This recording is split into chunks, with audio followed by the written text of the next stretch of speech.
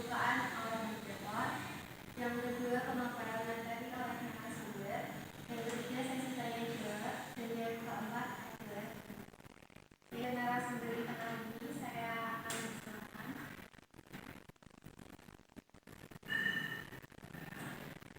Terima kasih kepada moderator untuk waktunya. Nah, teman-teman, di sini kita akan membahas mengenai end-of-life atau istilah awalnya adalah akhir hayat. Pasti teman-teman sering dengar kan, yang namanya akhir hayat atau akhir kehidupan. Nah, akhir hayat atau akhir kehidupan itu merupakan fase yang pasti akan dilewati oleh setiap makhluk hidup. Nah, ternyata akhir hayat itu teman-teman itu ada perawatannya loh. Itu disebutnya adalah EOSC atau end of life care. Nah, apa sih itu end of life care? Itu adalah perawatan medis yang diberikan kepada pasien yang sudah menghadapi akhir hayatnya. Nah, perawatannya itu berupa fisik, psikologi, sosial, dan spiritual. Kemudian perawatan itu bisa diberikan di mana? Pasti teman-teman bingung. Jadi perawatan itu bisa diberikan di rumah sakit atau fasilitas perawatan jangka panjang. Ini perawatan itu bisa dilakukan sejak awal diagnosis sampai pasien ini meninggal. Kemudian namanya kehidupan akhir hayat itu pasti ada penyebabnya, walaupun memang itu rahasia ilahi gitu ya. Jadi akhir hayat ini biasanya itu merujuk pada akhir kehidupan seseorang yang ditandai dengan penyakit terminal. Ada faktor-faktor utama yang sebetulnya mempengaruhi. Yang pertama adalah kondisi medis seperti kanker, terus gagal jantung, kemudian obstruksi paru, itu seringkali bisa mempengaruhi. Kemudian ada faktor psikososial. Di sini ada tekanan emosional dan spiritual. Ini bisa mempengaruhi pasien dan keluarganya. Kemudian ada keputusan pelayanan kesehatan. Ini itu tergantung dengan pilihan kita mengenai perawatan agresif dibandingkan perawatan paliatif. Itu ternyata dapat membentuk pengalaman akhir hidup. Itu bisa menekan kenyamanan dan martabat dibandingkan memperpanjang hidup. Nah, teman-teman semua itu harus tahu bahwa ada loh teori keperawatan yang memang bisa diterapkan pada kondisi pasien end of life ini.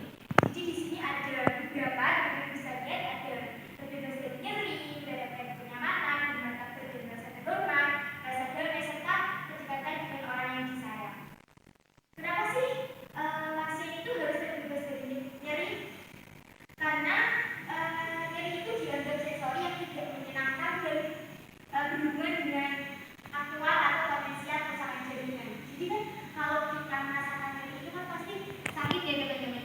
Apalagi dia itu di akhir hayatnya. Jadi usahakan dia sudah tidak mengalami nyeri. Kemudian yang kedua dia mendapatkan kenyamanan. Kalau kita nggak nyaman aja nggak enak gitu kan. Jadi di sini ketidaknyamanan itu diperlukan karena apapun yang membuat hidup mudah atau menyenangkan. Kemudian tadi ada martabat dan rasa terhormat. Di sini pastinya semua manusia pasti ingin dihormati dan dihargai sebagai manusia. Nah, ini itu menggabungkan gagasan pribadi bahwa setiap tindakan itu didasarkan pada prinsip etika dan otonomi pasien.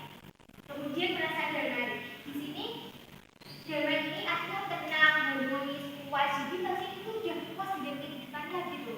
Kemudian yang terakhir adalah kedekatan dengan orang yang disayang. Di sini ya hubungan seperti keluarga, pasangan, orang tua, anak atau seseorang yang memang pasien ini sayang. Kemudian selanjutnya akan disampaikan oleh rekan saya.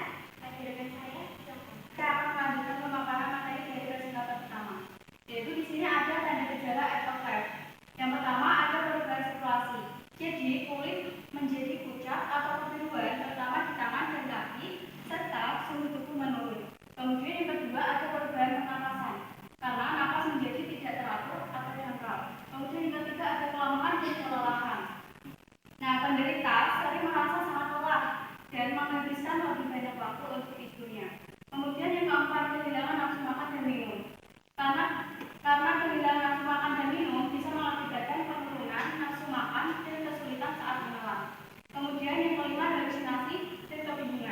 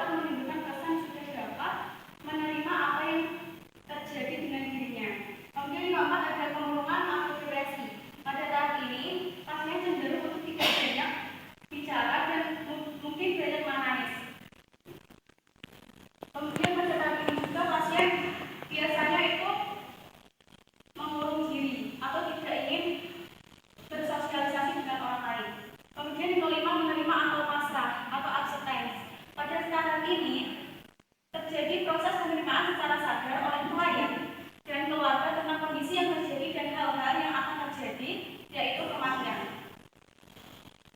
Berikut ada perubahan yang dialami pasien dan keluarga saat menghadapi akhir hayat atau end of life. Nah, di sini ada perubahan fisik yang dialami pasien, yaitu diantaranya pasien merasa kesulitan berkomunikasi, tertidur, tidak sadar, bingung, menggigau, dan mengalami perubahan suasana hati. Kemudian yang kedua, yaitu ada perubahan psikologis yang dialami pasien. Di antaranya, pasien merasa gelisah, kesal, bingung, lebih menarik diri, kurang aktif, kurang komunikatif, dan menjadi lebih introspektif. Kemudian yang ketiga, ada perubahan spiritual yang dialami pasien. Di antaranya, yaitu membutuhkan pemuka agama sesuai permintaan keluarga. Kemudian membutuhkan fasilitas untuk melaksanakan ritual agama dan budaya. Nah, tujuan dari perawatan FOF ini yaitu untuk meringankan penderitaan pasien dan keluarga. Next. Kemudian yang terakhir ada intervensi end of life berdasarkan teori peaceful end of life, yaitu yang pertama, tidak berada dalam keadaan nyeri atau sakit.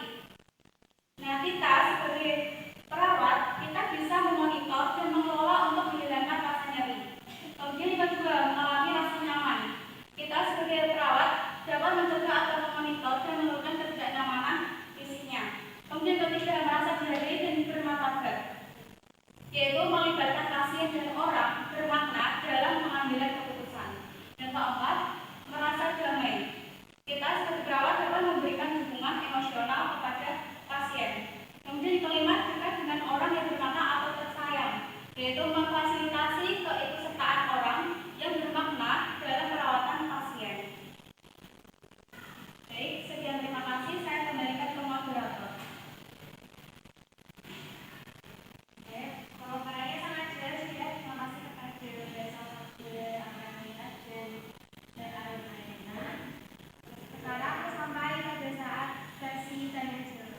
Ada yang ingin ditanya mengenai materi yang sudah dipaparkan kali ini? Pertanyaan. Oke, silakan. Tadi pada bagian intervensi end of life, di antaranya kan ada memonitor dan mengelola untuk menghilangkan rasa nyeri. Nah, pertanyaannya adalah bagaimana cara efektif untuk memonitor dan mengelola rasa nyeri pada pasien di tahap akhir kehidupan?